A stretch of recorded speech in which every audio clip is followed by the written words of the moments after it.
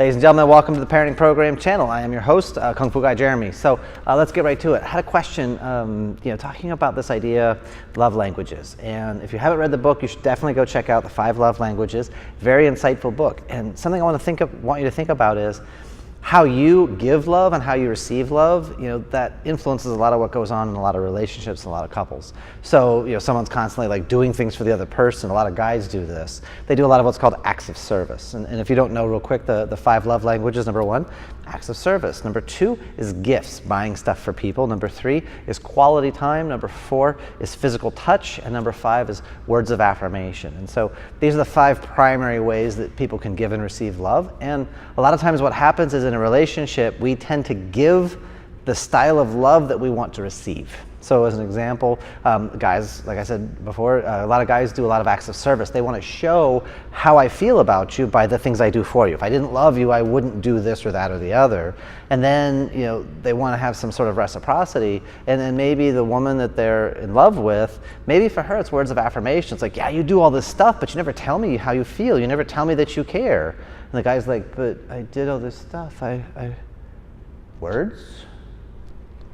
Words is scary. It can be hard sometimes. So it's really important that we work on this idea of reaching out to find out how the other person receives love and then give them love the way they receive it, if this makes sense. So acts of service guys out there, this will be a tip for you, because I'm definitely one of those. I love doing things for my wife, and she's out of town, and I do 8 loads of laundry. And don't ask how that got built in the first place, but 8 loads of laundry, organize the kitchen, reorganize the bedroom, and change the closets around. And I love when she comes home and there's a surprise for her, and she's like, wow, you did all this stuff. I should go away more often.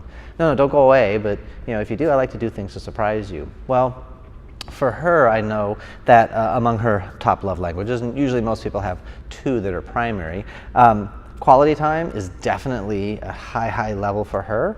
And then words of affirmation are really high for her. So I want to make sure that she knows how I feel. And for me, being acts of service, if I make sure in my schedule there's time for the 2 of us to get together, that's an act of service on my part to open up my schedule to make that happen. And words of affirmation, making sure I'm writing her little love notes or leaving little things for her to find here and there throughout her day, or mail her, or if she's going to go travel, I put stuff in her luggage so that as she's unpacking, she opens something up and there's a little note in there.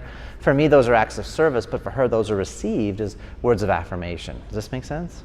Okay, so the other thing I want to give you is this idea, one of the traps I see a lot of couples fall into is quality time versus quantity time. And they spend a lot of time together, but then they don't get anything productive done. And then they're stressed and they're frustrated because it's like, I need to get this and this, and falling behind here and falling behind there. And a lot of high energy, a lot of driven dynamic couples face this challenge because they want to have this quality time, but it ends up being quantity time. And they spend a lot of time together, but it's not productive, and then they're getting stressed, and other areas of their life are starting to fall down.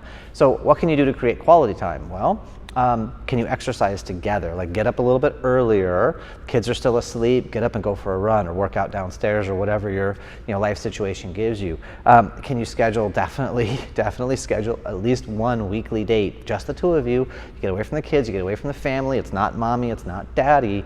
It's, in our case, it's Jeremy and it's Autumn, and it's like, hey, I remember you, and you're a pretty awesome person. And then go out and just remember and kindle that fire between the 2 of you, because if the 2 of you start to face other directions and deal with other things, what happens to the love in the relationship and the center that you're going to give to your kids? You're going to show them an example of what it means to love each other, and if you don't have it with your partner on a strong level, what are they going to learn and what are they going to see?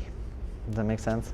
So think about, how can we maybe we're not spending hours together, but how could I create an hour or 2, or maybe we go for a picnic, or how can I put together my lifestyle, my business, how can I make them connect so I get time with my family and it's quality, not just I'm sitting around or watching TV again, or watching a movie again, we're doing the thing again, right? So another time we'll talk about this idea of what I call squeaky wheel syndrome. Gentlemen, you'll want to listen for this, or masculine energy, you want to listen for this out of your feminine, because you'll know when whoever's in their feminine is kvetching, there's something going on. We'll talk about that another time, right? You make it a fantastic day. I will see you when I see you. Bye-bye.